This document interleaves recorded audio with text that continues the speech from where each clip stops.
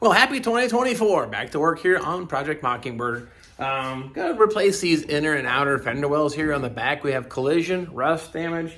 We got enough reasons to replace those as opposed to repairing them. We patched up the driver's side there on the inner, did pretty nice, but this side between the wrinkles and dents, I'm gonna replace those. I'm gonna show you a few things you wanna keep in mind while doing that, how to get into it. And of course, we're gonna have to remove this quarter panel, and we're also installing quarter panels in this car, so they don't have to be nice, but I'm gonna show you a few ways to make your life a lot easier when you cut this out, because least number of cuts, that's like burning less time, burning less materials, and getting more things done on the car, because time is gold. Remember that. We only have so much time to work on this stuff, so we'll make the best of that time, and making unnecessary cuts burns up energy and time that we could be doing something more beneficial. So let me show you a few things here.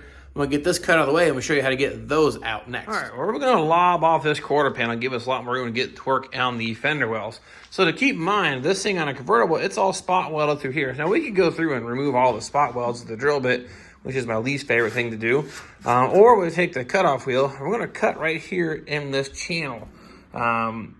Every bend you put in a body panel gives it strength. So if we can cut it right here, just below all those spot welds, it'll actually work out really nice. As we're going to take those spot welds out later, I'll show you a technique. Sometimes it works, but so we're going to basically make a cut right through here across this whole thing and cut that top edge out.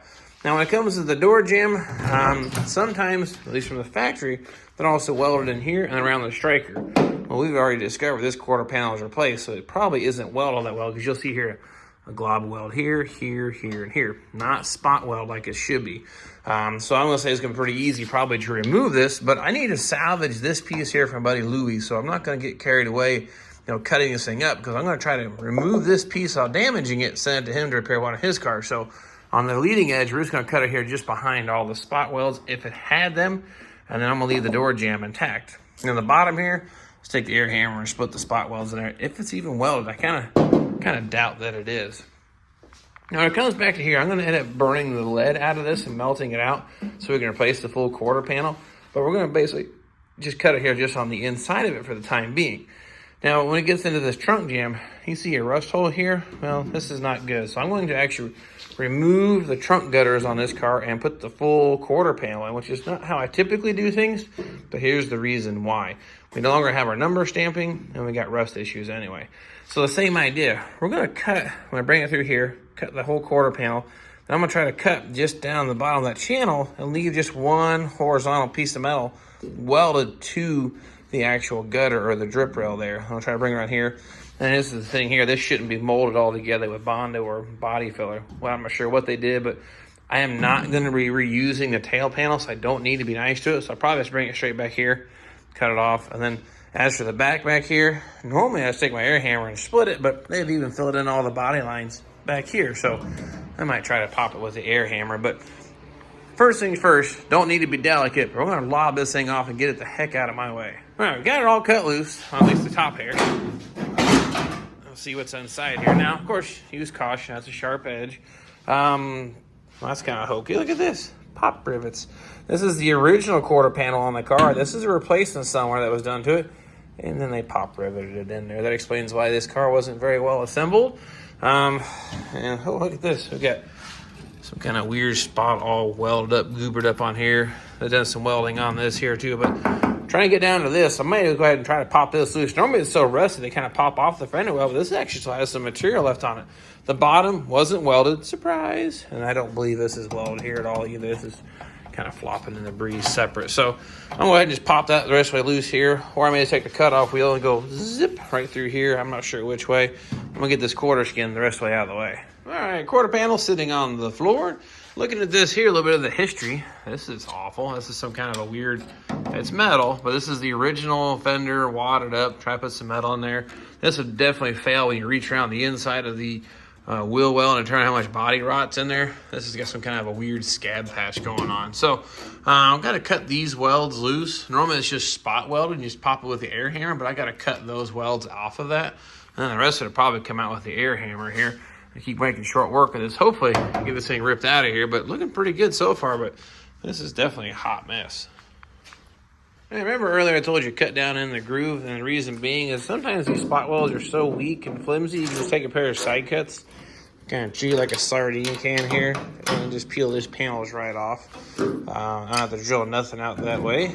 That's what I kind of get into in a lot of this stuff. I'm doing it with one hand, so that way I don't have to sit here try to find the spot welds and drill them out. But look at that, pull that one loose, grab a hold of this, and just kind of peel it back, and it just snaps the spot welds right off. So I'll do that wasn't even welded at all. Look at that. That's great. So you see how easy it is now to take this off to the spot, drill spot welds. Here we go. Keep on going just like this. So just a few minutes, this thing will be cleaned right off and ready to go. So that was what I wanted to show you. One cut, not to drill nothing out, rip that thing right off the rest of the way. Now that I think about it, I want to take a little break there. What I showed you there is you can see how quick that peeled off that section there, because basically there was no spot welds from the factory. You can see the rust between the panels.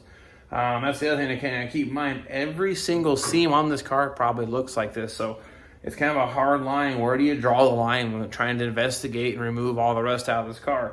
It's almost impossible. So what you do when you get something like this, definitely clean it up, get it treated. All the metal in here, get it cleaned up, get it treated. It's going to slow it down, but that's just kind of thing. Where do you draw the line? You can't. If you want to get rid of all the rust, start with a new car. I hate saying it that way, but that's kind of the gist of it. But that was also going to show the quality of the assembly of these cars. A lot of the spot welds, that's none the more they have for penetration. Little to none in a lot of areas. So you'll see a lot of times, if I can cut the strength out of the seam by cutting the bends out of it, I'll wrap that spot weld, that seam right up with a pair of side cuts, rip right out of there. Quick and easy, less drilling, less time. So I just want to put a little more emphasis on, this is how I do a lot of the seams on these cars, either the air hammer or in a situation like this where you can't get the air hammer in there. Cut it real close to that body line and peel it back just like that. So a quick little tip there for you in case you want to try to tear these cars apart and save a little time. All right, get you up here. A few spot welds there. That's the spot you saw didn't stick at all. Another spot that didn't stick at all. And another spot that didn't stick at all. So tells you how quick you can peel that off. Have just a couple minutes involved in peeling that piece off. Now I went ahead and cut the welds here off. Now I'll take my air hammer bit. I'm going to slip between the two of them here and try not to distort this panel, but this one, we can tear it up. That's junk. We're not going to use it. We're not going to keep it. We get down here to the inside. We got to pop this bracket loose off the fender well, and this one too, just the same. So do the same technique. You just take the air hammer, get in between there and pop it loose. And then I've got the trunk support here for the actual trunk hinge and everything, so pop those three sides loose. But I was going to pop that thing here, hopefully with just the air hammer, pop all of those loose and drop that thing out of there. I just love that thing. It's just a real lifesaver and time saver. Of course, you take that bit, go in here between the fender well and that support this way. And you also come at it this way, it'll pop all the spot welds. Did the same thing here to the trunk support. Got it all broke loose, pop loose. Now, it does distort the metal a little bit. I can't say it doesn't come out unscathed. So if you want, drill them out. Use your preference. But typically what I'll do once I get this panel out of the way, take the old hammer and dolly, straighten that edge back out. But those welds actually were the only ones on the entire so far fender well that actually penetrated worth a crap, is right here where the fender well tied to the inner core support. Other than that, it just popped right out. Look at all the rust between them. It just wasn't much for penetration or weld whatsoever. Had one or two here that were snagging, but again, hit it this way, pop those things loose. Now I'm gonna get the big old hammer and smack that thing out of here. You gotta have a little instruction.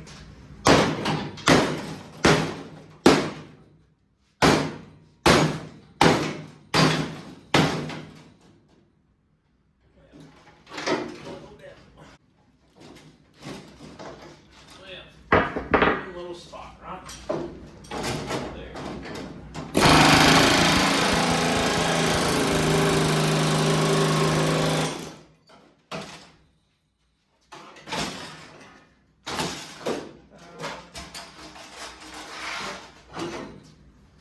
Get you up here, show you what I've got now. I have to buzz all these little spots off. That's where the spot welds are still connected, but that's the same thing if you even do it with a drill. You still come back and clean them up. So I got to hit all those. We've got the ones here. We've got little pieces of metal kind of hanging out when it's popped it apart, but came out pretty good. Now stuff like this, hammer and dolly, that'll actually hammer back pretty quick, pretty straight. This doesn't look too bad. Hammered on it just a little bit, but it's lining back up and looking pretty good. Now I've got to get this bend off the end of the corner there, no big deal. Then we'll get this here crease out of this. That's from that rear end collision, but other than that, looking pretty good. Basically buzz off all those little spot welds. Then we get that new fender, or at least test fitted maybe in the car. Oh yeah, one more thing. Yeah, this is not spot welded. You can see where the spot welds were from the factory, but they did not reattach that at all. There's actually a big old gap between the two panels. So should be pretty easy for me to section that piece out from Buddy Louie, but did not weld that in. So you can see where the spot welds used to be from the factory, a couple through here, and you'll see some here around the striker. That's where it would have been welded to the quarter panel too, but this one wasn't.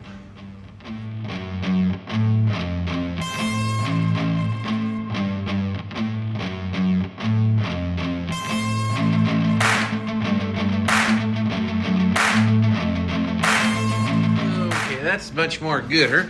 Now all my surfaces, even this here had the original spot welds, and I did that quarter panel years ago. Didn't do that great of a job. This cleaned it real nice. I'll go ahead and probably take a wire brush to the rest of the surface, hit all of this with weld through primer. Same thing, that cleaned up real good. Trunk is okay. And then my wheel well arch here looks really nice just the same. So I'm kind of now down to the point where I think I'm gonna wire brush all the rust, just clean it up. We're gonna rust convert it, but I cleaned up the seam where the quarter panel goes on. Probably wire brush it too, get some of the pitting out of it here. Then I'll do a weld through primer on all the spots where it's gonna be metal to metal. The rest stuff, just knock the rough off, rust convert it, and we're gonna call it good for this one. And then I'll work on getting that cut out from Buddy Louie. Well, actually I want to show you something. I got in wire brushing this all up. It actually cleaned up pretty good. You'll still see a little bit of rust in here, but not too much. This actually looks pretty good. I'm gonna wipe this down a little bit of alcohol, hit my rust convert primer. Now in the past I've actually sandblasted all this stuff, but it makes one hell of a mess here in the garage in the middle of winter. I don't want to haul this out of here.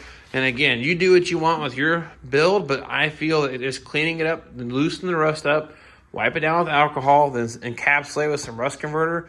This will outlast life the rest of the car. Just my opinion. Do what you want with the information. You want to sandblast it, replace the panels, and you kind of do your own path. But this here has worked for me. I think it's going to work out just fine. But I'll go ahead and then rust convert these areas, and then any area where it's going to be metal to metal again, where the panels go back on, I'll go ahead and hit the weld through primer on those panels there. So looking pretty good. And that looks a whole lot more gooder, all sealed up and weld through primer installed. Now before we go and start test fitting fender wells into place, you need to do yourself a favor and save yourself a whole lot of grief. There's a hole down here. From the factory on convertibles, for some reason, they don't drill it out. But drill it out about the size of one of these little 1/4-inch drivers. And you put that in there, just a little bit of slop will help you out. Because that's what this here goes through. That'll make your life a lot easier. If you need to where it goes, on the inside of the panel, there's actually a little oval-shaped spot here. You can still see I didn't drill it all the way out to the oval. But that's where I drilled it to. Drill that hole in there and make your life a whole lot easier. Again, I don't know why on convertibles that's not drilled out, but the coupe, that hole's all ready to rock. And then the back one here, same thing. It's a slide kind of little hole. You put your thing in there, and I always just use these little 1/4-inch nut driver or adapter change your typical thingies. Put that in there, and I give you a little bit of a pry bar, then you start clamping things into place. So we'll go ahead and get the inner one here up in there and see how close and how it looks. Okay, now, typically works best, you start the front first.